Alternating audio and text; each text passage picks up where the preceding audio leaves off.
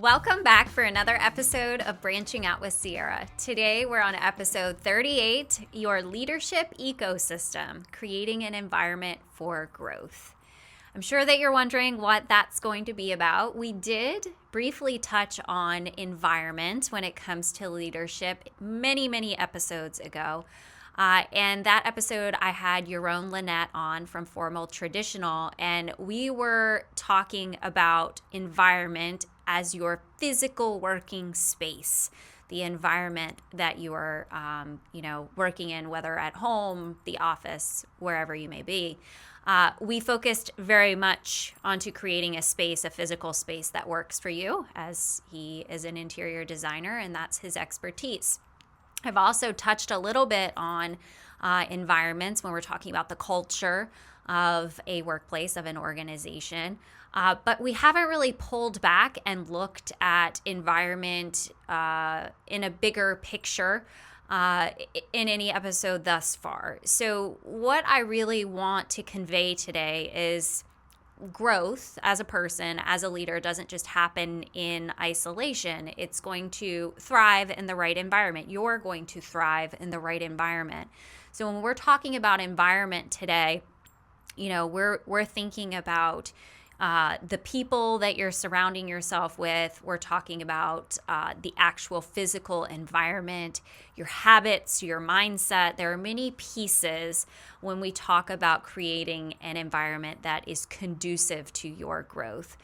So, we often think of a workplace environment as, is there a healthy culture or not? How toxic is this culture? Is it an environment where I feel like my career is, stagnating because I'm not surrounded by people that are going to help me grow? So it really does matter who you're around, what that daily environment looks like. And what I want to do with you today is explore a little bit further how you can assess, how you can audit your current environment, give you some examples of what that would look like, and then hopefully walk away with an action plan of what you can control within your environment to kind of set yourself up for, leading on purpose, right? When I say leading on purpose, that doesn't mean with intention, but it is also leading in alignment with what you believe to be your purpose.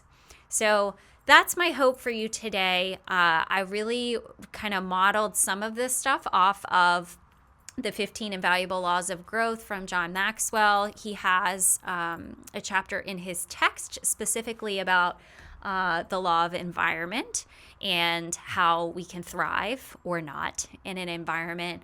But a lot of what I'm sharing today is really based off of experience in some of the organizations I've been in, as well as my own growth and what that journey has looked like. When you consider the branding associated with Sierra Learnership Collaborative or the Branching Out podcast, of course, I have the tree, and everything that I do is focused on growth. And so when I was preparing for this episode, I was thinking about what does it take in order to grow something, actually grow something. And I had to laugh a little bit because I was thinking about this past spring/summer, how I was very excited to start a bunch of vegetables, herbs, some fruits. I'm hearing laughing outside the studio. I was going to start them from seeds in my home and then transfer them to the ground and to raised beds and to all of the pots, everything outside when it was time. Now, understand, when I grew up gardening with my grandmother, we always planted things directly in the ground. And honestly, other than like lettuce, I'm not sure that we ever planted seeds. I think I remember sprinkling like seeds on the ground when it came to the lettuce, but other than that, I'm pretty sure we went and we bought like little plants and planted them. So they were already a little bit more resilient. So anyway, I had this big plan for myself. I got all the seeds. I got all the little, I don't even know what you call them, the little teeny tiny pods of dirt and whatever else is inside of them that is supposed to give the, seeds nutrients. You put your little plastic thing over the top to trap in some of that moisture and wait for it to grow. It didn't go as planned. I definitely had some moldy ones going on. I had some that never, ever sprouted. It was either too dry or too wet. Who knows? Or it wasn't getting enough sunlight. So a lot of them never made it outside in the first place. The ones that did, I was super excited about, and there were certain types of plants that I feel like, were a little easier to take care of. But even once I got them outside and, they were little baby plants, and I thought, oh, I've got it from here. This is where I started them before with my grandma, and I could always grow these. Well, guess what? My raised bed still wasn't deep enough. So the growth was stunted on everything that I planted in my raised beds. So all of my peppers were like the smallest, weirdest little things I've ever seen, mostly not edible. It was not a great experience. I'll just say that. And so I was thinking about that in preparation for the episode, because something that seems so simple, where we learn as a kid what it takes to grow something. You need the sunlight, you need the soil, you need the water, there's nutrients in the soil, all the things. It seems so simple, but still you have to have that perfect environment in order for it to, reach maximum height, for you to get the amount of fruit or vegetables off of it. Like I could not even do that. So that's with the plant. And then you think about the complexity of us as a human being and what we need in order to grow. It is beyond just the physical environment. There are so many different factors. So we need optimal conditions just like a plant would in order to grow. By the way, I did learn some lessons as usual when I take on something like that, and I will do things differently next year. But I will say I still go into it knowing that the majority of my things probably won't grow the way that I want them to. So when we talk about the leadership ecosystem today, we're talking about a couple of different components. We're going to be talking about the people you surround yourself with, who have a profound impact on who you become as a leader, as a person. We're going to talk about your physical and digital environment together there. And then we're going to talk about your mindset and your habits together. So those are the three parts that we're going to consider. And as we go through it, I am going to ask you some questions. So if you're listening to this while you're on the road or in the shower, I really want you to, if you have to pause and reflect, feel free to pause and reflect. But really consider the answers to these questions, because I'll give you a little preview at the end for the Branching Out Challenge. I'm going to have you consider from these different parts of the ecosystem, which one needs the most attention from you right now, and one specific action you're going to take. So be ready to do some reflection in today's episode. So what are some signs that maybe your leadership ecosystem is holding you back? Before we even dig in and start, asking a bunch of questions here as a part of your audit. If you are feeling like you're not motivated, you're not inspired, you're feeling like your career is stagnant, that's a pretty good indicator that something in your ecosystem is not working well for you. I was doing some DISC debriefs today, and as a part of the emotional intelligence portion, there is a motivation section. And it's always interesting, the reaction when people look at their score on that section. I'll see someone have something in their 70th percentile is what I mean by that. And it's almost like someone would get defensive and they say, like, I work my butt off. I don't know what you're talking about. I am motivated. I work really hard. But what I find is a lot of times those scores drop the moment that someone finds that they're not in the right environment. They've lost their passion for what they're doing, or they're in a toxic environment. So these are kind of the indicators of, I've lost my motivation. I'm not inspired anymore. I feel like I'm kind of stuck. Also, and I know this is something that John Maxwell talks about a lot, if you are the smartest person in the room or the most ambitious person in the room, you always stand out in that capacity.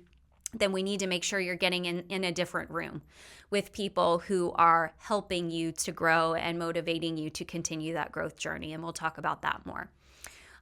If you're not being challenged enough, if you feel like, okay, I've learned what I need to know in order to effectively, fulfill my responsibilities, and then there's like no clear next step for your growth, something's holding you back there, right? We need to know what that is. And if you find that your environment, your work environment is draining you, so it's taking a lot out of you, or the people are taking a lot out of you, instead of getting energy and walking away inspired by an interaction, you feel drained. So those are a couple of like the signs that something's a little out of balance in your ecosystem. Something might be holding you back. So I mentioned today we're going to kind of walk through auditing that. How can we take a look at and truly understand in these 3 key areas what needs your attention most? So starting with people, I feel like I've touched just very briefly on these different components and different episodes, but I think it'll be nice to bring it all together into one, because this reminds me of the episode about building relationships with other people and considering who you surround yourself with. The people that you surround yourself with really do shape your growth journey. They're going to help shape your mindset. They're going to potentially connect you with opportunities that you wouldn't have had otherwise. So one of the questions that, I hear from a lot of people is considering those 5 people you spend the most time with, and what do you notice about them? What is the pattern that you see in those 5 people? So stop and pause and think about who are the people that I spend the most time with, and are they people who are motivated and are pursuing bigger things?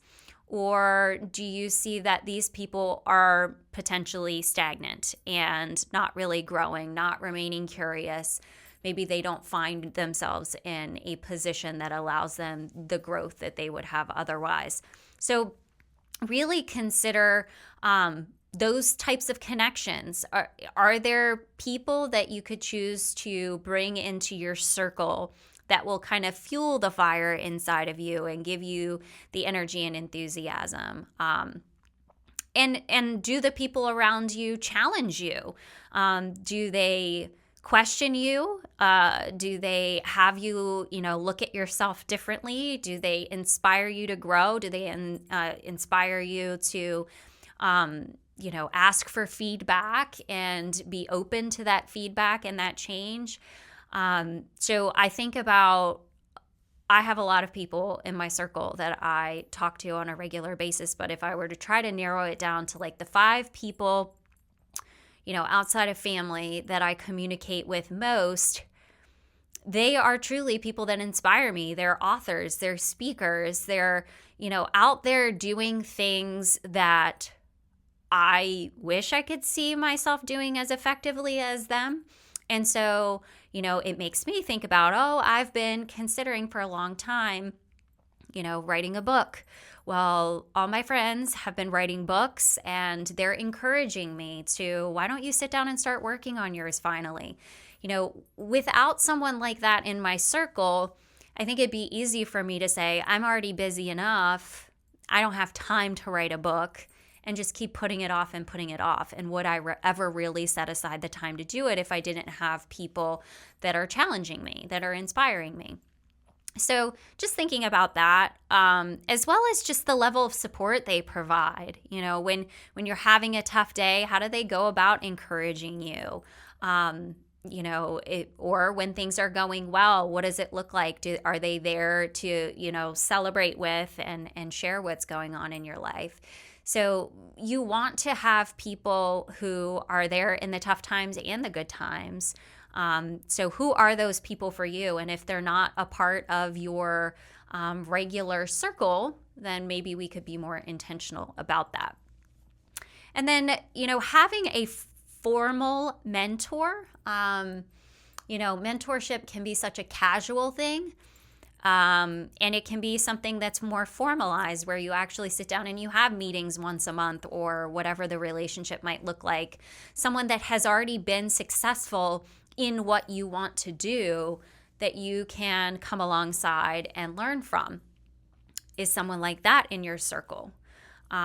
Is there someone that helps you to see the clear next step for yourself? So for example, if I decide to proceed in writing my book, I know several people, and I actually said recently to them, am I intentionally surrounding myself with people that write books, or are all my friends just writing books right now? Like, I don't know, what's happening. And I think it's a combination of both. Maybe I'm drawn to them, but I wouldn't know where to begin. Like, I can put my thoughts down on paper, but how do you publish a book, right? So I know my friends that have been successful in that, and they've been winning awards for their books, and I can ask them to support me, and I know that they would mentor me as an author without even asking. I know that's the case. You're listening to this right now, and you know I'm talking to you, so you better say yes. So think about who are those mentors that are a little, a couple steps ahead of you in the journey that you would like to be on, and if they can offer you some guidance. Also considering the people in your life that either drain you or give you positive energy. And I know that I've talked about this one before. When you have people in your life that are constantly focusing on the negative, they're finding problems everywhere they look, they're feeling sorry for themselves, they're someone who might even discourage you from growing because maybe you're outgrowing them. That's really holding you back. That's going to mess up your leadership ecosystem. So really consider when you have a typical interaction with that person in your circle, are they adding positive energy or are they taking energy from you? I would also, as you're auditing, consider accountability as a piece of this, which will go along with the habits section as well. But do you have people who are good accountability partners for you and can encourage you to stay on track with whatever your goals may be? I talk about accountability all the time. I run accountability groups. I'm a part of some for myself in order to make sure that I'm doing what I have to do. I have a monthly accountability partner I meet with virtually, and we kind of set intentions for the week and what we need to be working on. I kind of have accountability coming from a lot of different angles, and I love that because I tend to be the person that other people come to and depend on for me to hold them accountable. But, when it comes down to it, am I sure that I'm following through on the things I need to do for myself, or am I putting all the energy in holding others accountable? And so I have to intentionally make sure I have a good accountability partner or partners in my life.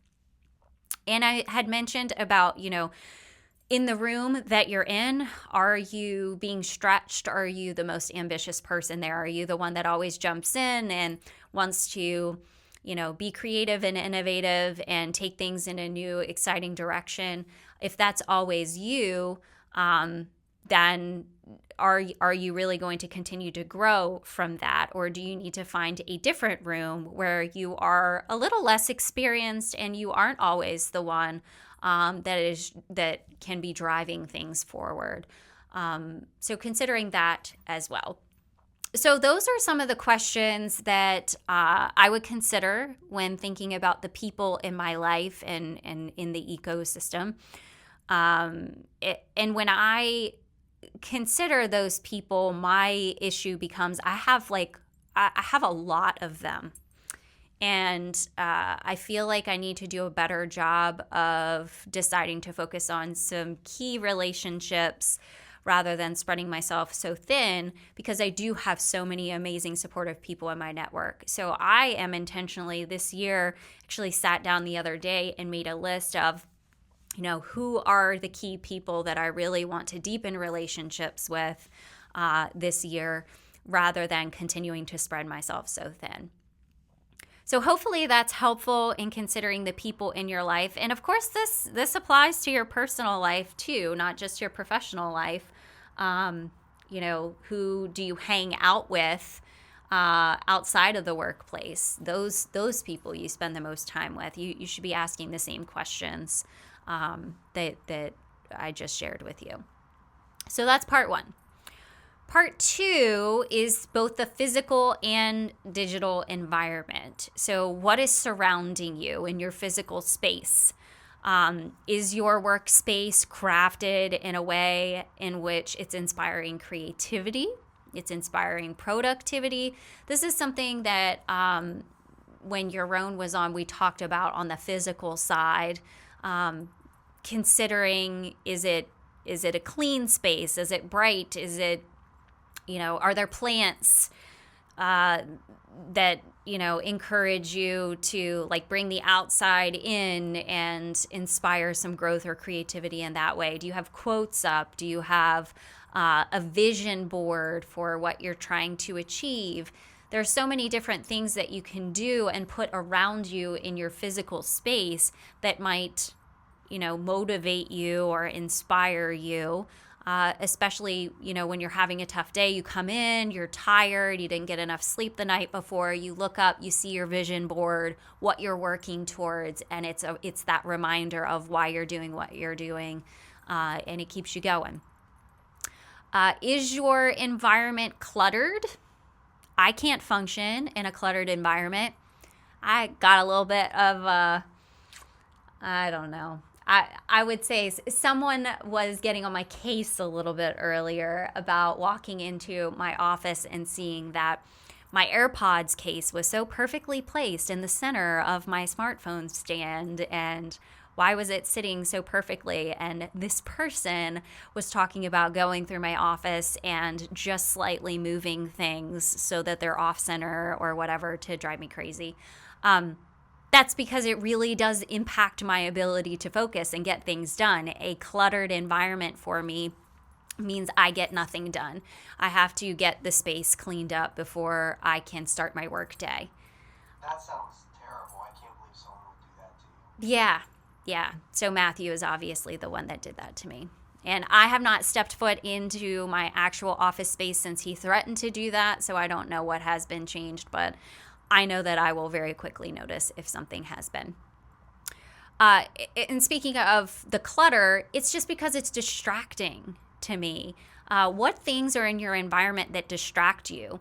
Talking about the digital aspect, if my phone lights up, that tells me something just happened. Did someone post on my social media? Did I get an email? Did someone text me? Did I miss a call? If my phone is facing upward and it lights up, immediately it's a distraction. It's like I have to know what's going on. So I keep my phone on Do Not Disturb the majority of the workday.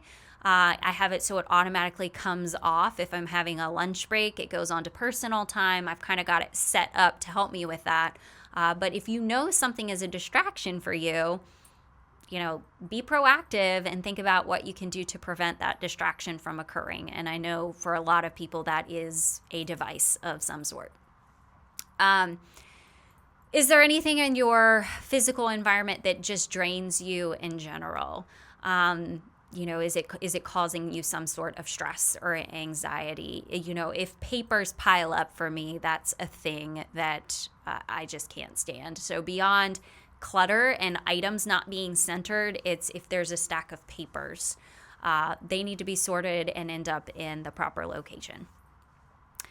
The other thing when I say in this category, physical and digital environment, I want you to think about the media that you are consuming on a regular basis. Is this media something that is actually contributing to your growth? I know that I've mentioned setting a timer on like social media to really limit that, but even when you're on social media, are you considering the types of things that you're exposing yourself to? Beyond social media, are you listening to podcasts? Are they podcasts that encourage you to grow? I just giggled because I thought about a podcast my dad sent me last week. There's literally a podcast for everything at this point. It's called The Science of Birds. And it is just that. It was an episode on bluebirds, and the host was talking about his like lighthearted approach, and it actually was quite funny, and I was laughing as I listened to it. But there is literally a podcast for anything out there, I swear. So if you have an interest and you want to grow in something, you want to, satisfy your curiosity and the science of birds, that exists. Do a search, find content on YouTube or wherever that you go for your content, to have something that's actually contributing to your growth, not something that is adding negativity into your life. So, for example, I know that a lot of people in my life right now are consumed by the news and what's going on. And it is a part of every conversation. It is a part of every social media post. And, I have to intentionally decide to not engage in any of those conversations, not to obsess over the news, not to spend time looking at other stuff on my feed. That every one of those opportunities is an opportunity for me to like feed my brain something good rather than making me concerned, worried about the future, whatever. I've decided to, give attention to more positive things. So the other part is who you follow on your social media, on LinkedIn. Are they people that challenge you and push you outside your comfort zone? But then also sometimes you might find that it's someone that you compare yourself to. And I know that I talk to a lot of, specifically girls, I'm going to be honest, that a lot of women will share with me that they're comparing themselves to other women.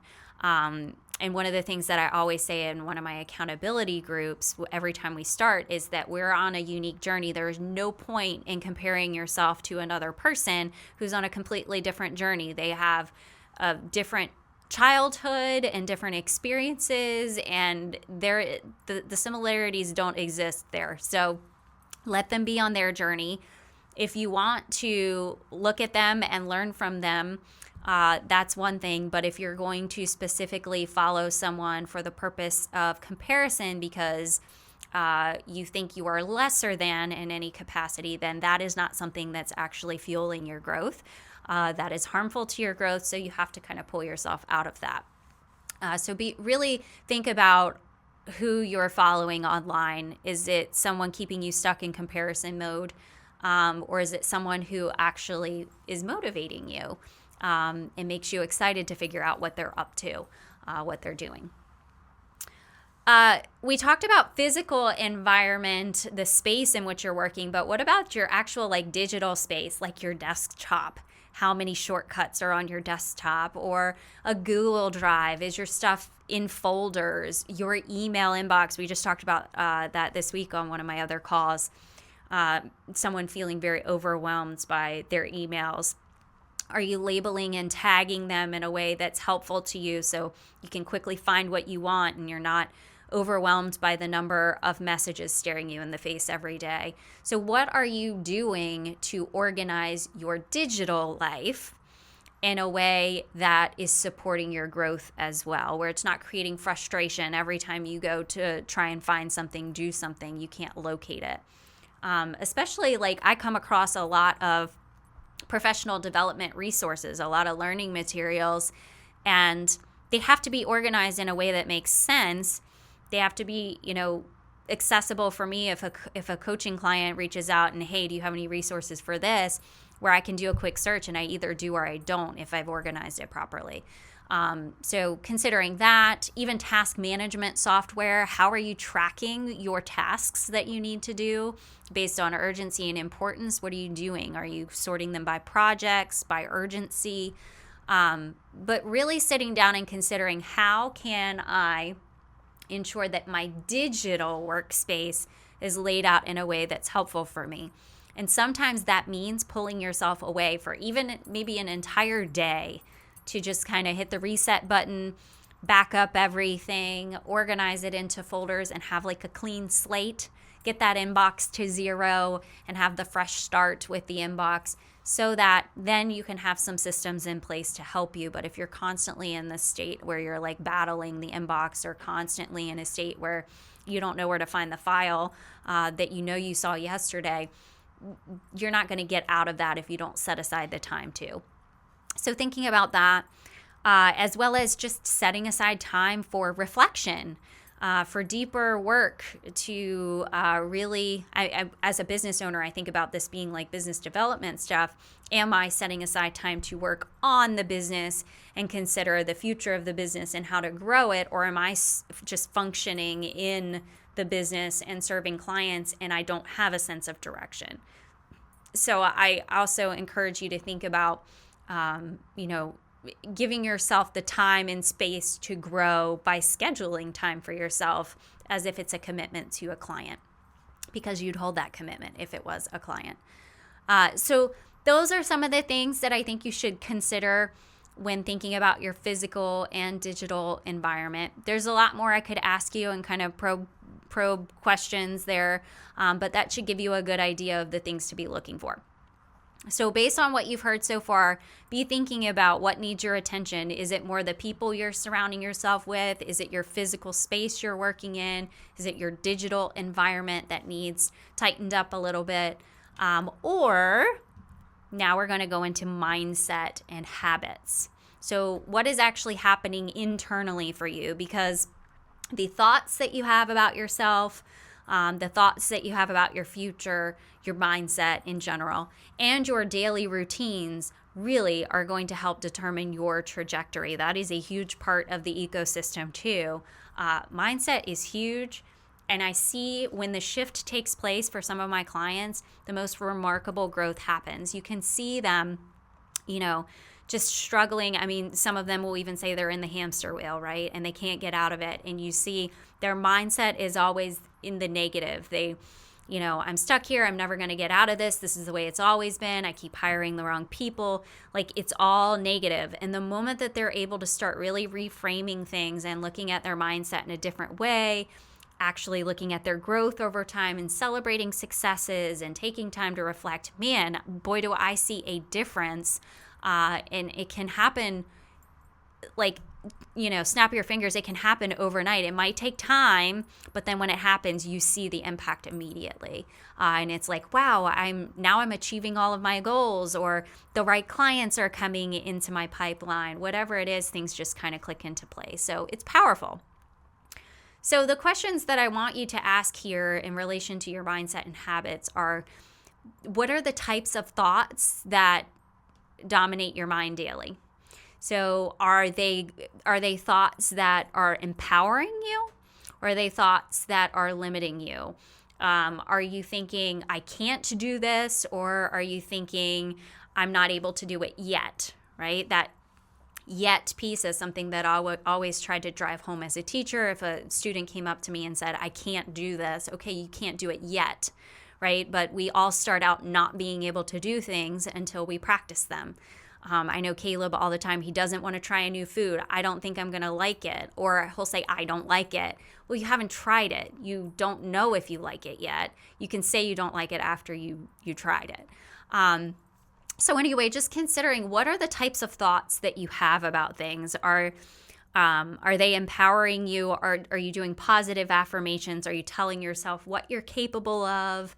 And telling yourself, how far you've come? Or are you just constantly looking at the negative and all the places where you feel like you're falling short? I also want you to consider your habits, the daily habits that make up your life.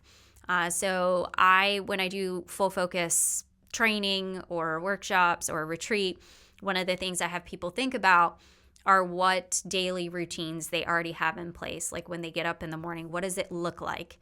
Is it structured? Are you doing the same thing every morning? Or does every morning look different? Same thing when you get to work. Is that startup at work? Is that routine a regular routine? Or are you making it up as you go every day?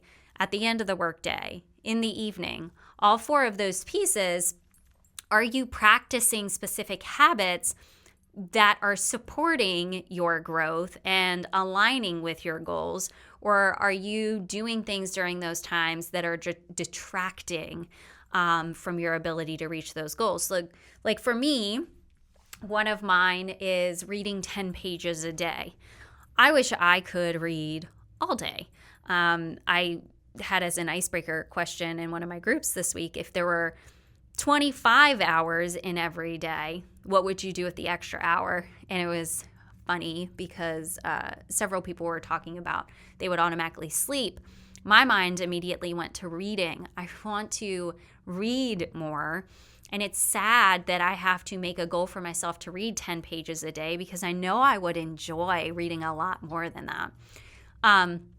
But reading is in support of my growth. I'm reading things that help me to grow. It's always some sort of professional development. It's always a resource that I can turn around and share with clients. So that is one example of a habit that is helping me to grow and is in alignment with my goals. Or do I have a daily habit of something that is actually harmful to me in some capacity or holding me back from growth? If it's I'm going to spend, 45 minutes every morning scrolling through Facebook, how could I spend that 45 minutes differently that would actually align with the goals that I have for my life? Are you setting aside time for actual learning and growth? I always try to ask my guests that come on the podcast what they're learning right now in their lives. I obviously think lifelong learning is important. It's something that I was always obsessed with as a teacher and instilling that into my students. Obviously, I'm constantly learning and growing. There are opportunities around us everywhere. So are you learning something right now? Are you learning to play an instrument? Are you learning a new language? What is it that you're kind of fueling that curiosity with? Set aside time for that. For me right now, I'm trying to learn to play guitar chords effectively because I can only at this time read music and play notes because that's what I had been taught to do. So I'm trying really hard to learn to actually keep a beat with my foot while I am playing, which I am not good at yet. That is for sure. But I have to set aside time for myself to make sure that I'm making progress. Also, as far as mindset goes, how do you respond to challenges? Are you someone who sees a challenge as a learning opportunity and an opportunity for reflection and moving forward in a positive direction from the challenge? Or is it an obstacle that holds you back? In my accountability groups, we do share challenges in every session, but challenges as an opportunity for growth. And everybody, shares out strategies of how they think that person might be able to overcome the challenge, whether the challenge is already occurring or they foresee it might be coming down the pike. But it's an opportunity to learn, and let's talk about how we can overcome it or prevent it in the future. So just thinking about that, how are you reframing a challenge in your life? Intentionality, which is one of my favorite words. How intentional are you with your time? Are you making the most of your time? I've shared before about, making the most of my road time. If I'm on the road 2 hours a day, am I using it intentionally? Sometimes it's silent reflection. Sometimes I'm listening to a podcast. Sometimes I'm calling someone and deepening a relationship that I know I need to focus on.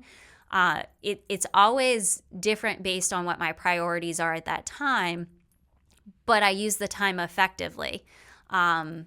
Same thing like with the shower, right? I use that time effectively. Am I listening to worship music? Am I listening to Bible scripture in the morning?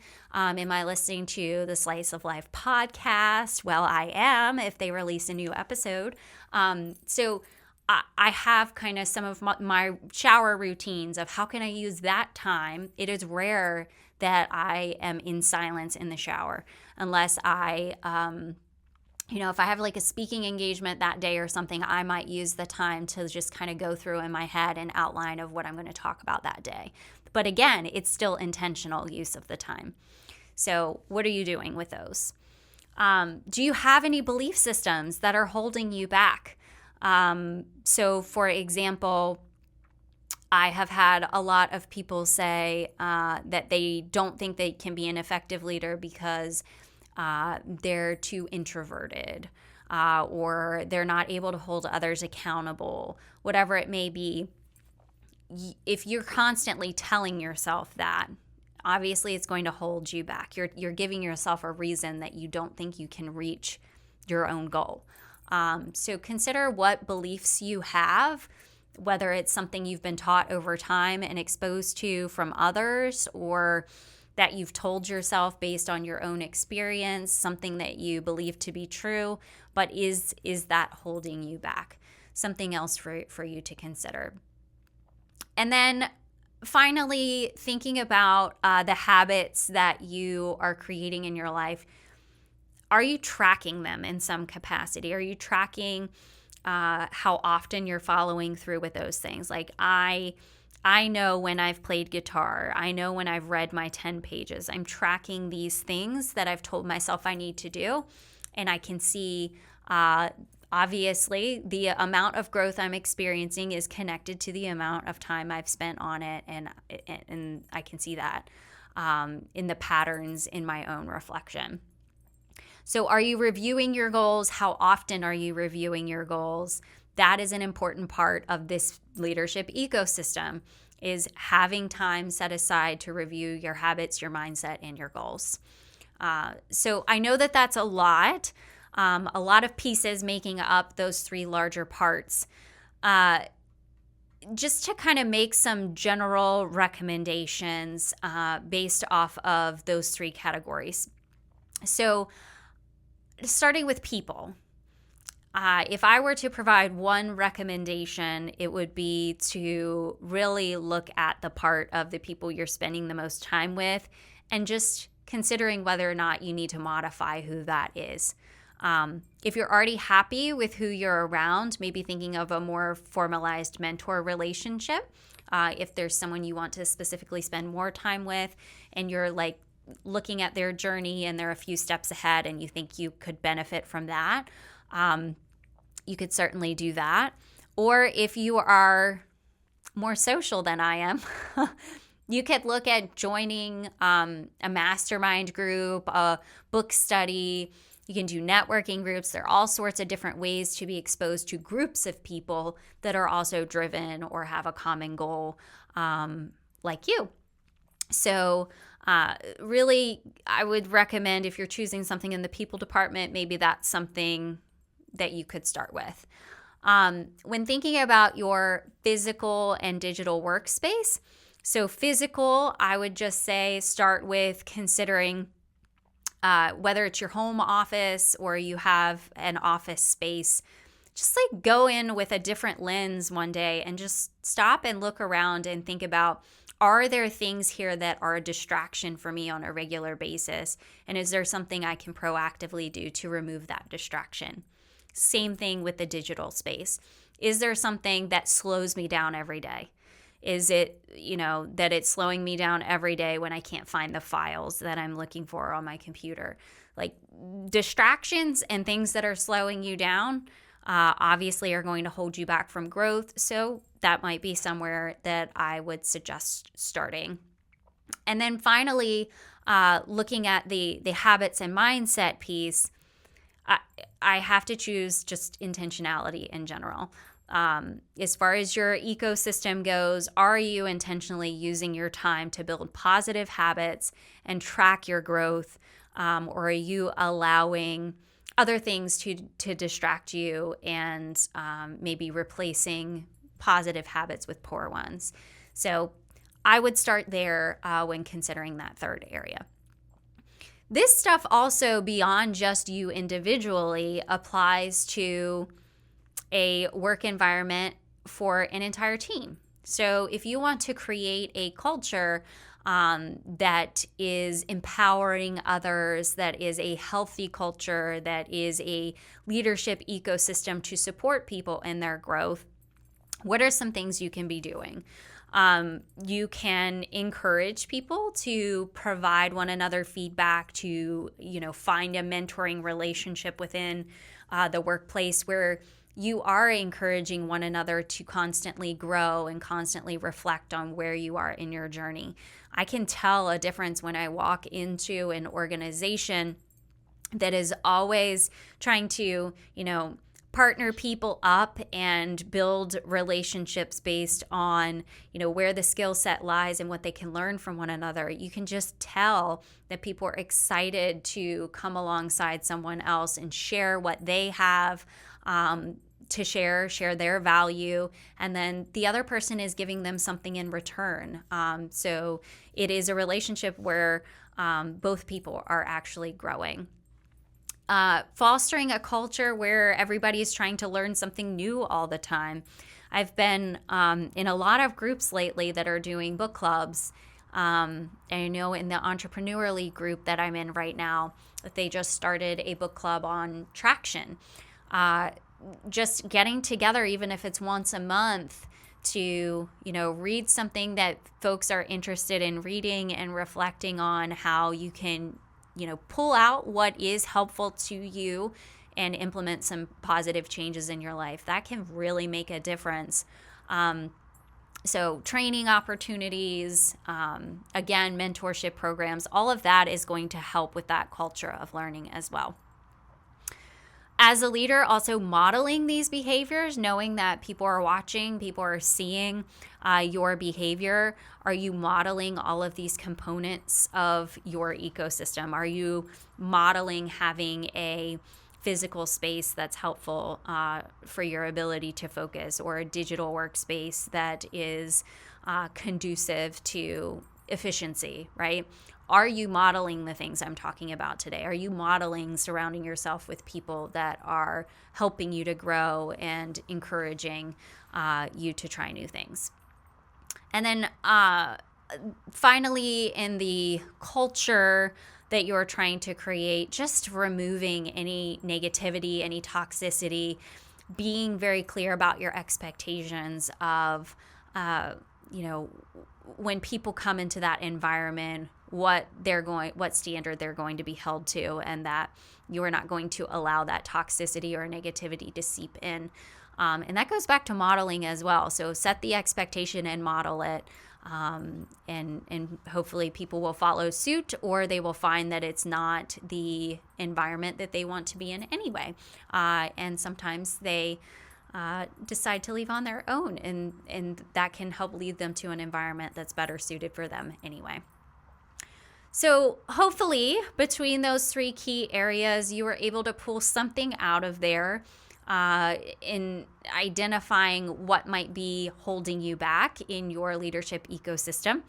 And remember, when we talk about a leadership ecosystem, we don't just mean a leader because you hold a title in an organization. I mean, this can be your family life and the people you're spending time with, and the home that you're living in, and the physical space, and the habits you're practicing in your personal life. So keep in mind that this truly is supposed to apply to you no matter where you are, so that you can be taking the concept and applying it no matter your role, no matter your title.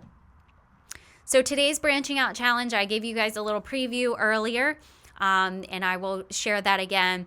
Please just take a few moments of quiet time to reflect on the people aspect, the physical and digital environment, and the habits and mindset.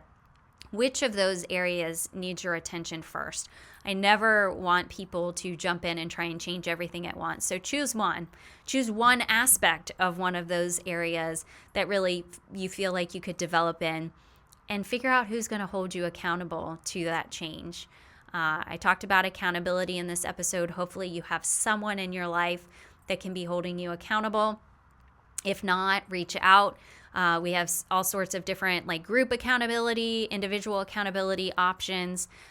We can find someone to support you and make sure that you are setting yourself up for continued growth in your personal or professional journey.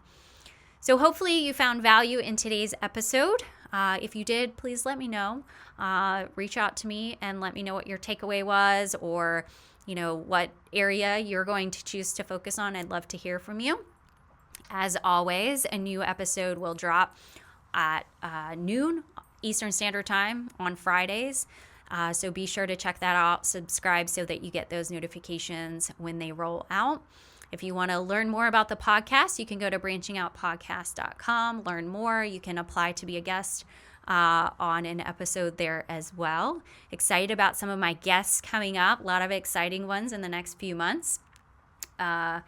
It ends up being me solo sometimes, sometimes intentionally, and sometimes because we have some last minute cancellations, reschedules, and it ends up being just me. So I try to make the most of those times as well. But I'd love your feedback. Let me know what you're taking away. So thank you again for being here and sharing this time with me. And until next time, keep branching out.